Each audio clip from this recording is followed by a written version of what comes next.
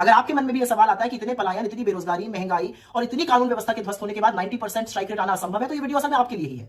क्योंकि बिहार में जो चुनावी प्रणाली की धज्जियां उड़ाई गई है वो सारे देश के सामने है। जो संविधान में निहित एक व्यक्ति एक वोट की धज्जियां उड़ाई गई है वो भी सारे देश के सामने है। बिहार में जिस तरह से बीजेपी के पदाधिकारियों ने, नेताओं ने, कार्यकर्ताओं ने एक से ज्यादा जगह वोट डाले, उसके सबूत सोशल मीडिया पर हर जगह है। ये तो कुछ सबूत सामने आ गए, कितने ही और लोगों ने ये किया है अभी हमें नहीं पता है।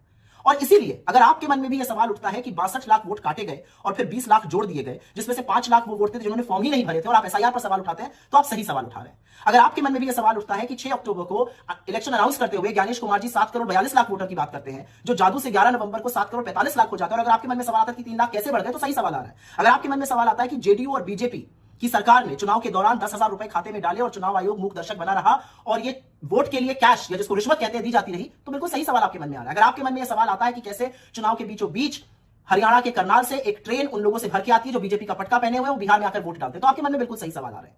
और इन सब चीजों का इल्म, इन सब चीजों का पता, इन सब चीजों की अवेयरनेस हमें कहां से आ रही है? क्योंकि राहुल गांधी ने आरोप नहीं सबूतों के साथ वोट चोरी का कच्चा चिट्ठा इस देश के सामने खोलकर रख दिया है। राहुल गांधी ने सबूतों के साथ नरेंद्र मोदी और चुनाव आयोग की मिलीभगत को उजागर किया है। राहुल गांधी की बदौलत आज इस देश को फर्जी वोटर, फेक पते, कैसे एक एक घर पे 500, 800 लोग रजिस्टर हो जाते हैं, कैसे नकली फोटो इस्तेमाल होती है जिसमें ब्राजील की मॉडल तक शामिल है, ये लोगों के पास और खबर सामने आई है। ये राहुल गांधी की बदौलत है कि एक्चुअली इतने खुलासों के बाद मेन स्ट्रीम मीडिया और डिजिटल मीडिया के साथ ही जो फील्ड पर गए उन्होंने और उदाहरण लाके सामने रखे। ये राहुल गांधी की बदौलत है कि अगर एक व्यक्ति एक जगह से ज्यादा वोट करता हुआ पाया गया तो उसके फोटो, उसके वीडियो लोगों ने साझा किए सोशल मीडिया पे। ये उनकी बदौलत है कि लोगों को लगा वोट चोरी हो रही है और अगर किसी बूथ पर अनियमितता हो रही है तो उसको बढ़ चढ़कर बोला गया। तो राहुल गांधी पर एकदम से आक्रामक कौन है, हमलावर कौन है? राहुल गांधी को इस हार का दोषी कौन ठहरा रहा है? महागठबंधन के खराब प्रदर्शन का ठीकरा कौन उनके सिर पर फोड़ रहा है?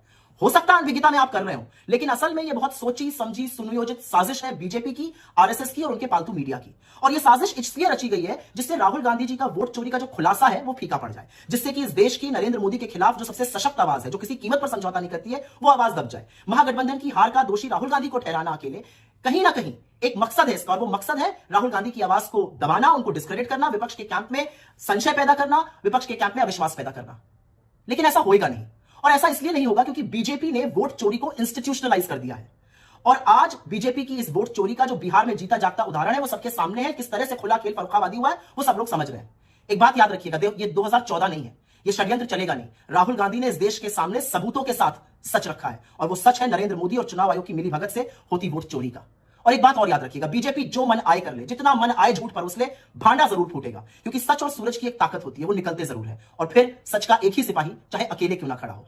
To Rahul Gandhi's credit, the country knows about vote chori today. The country knows how the system is being manipulated. The country knows what has happened in Bihar. And which is why to hold him responsible is what the BJP is doing. Don't fall in their false narrative.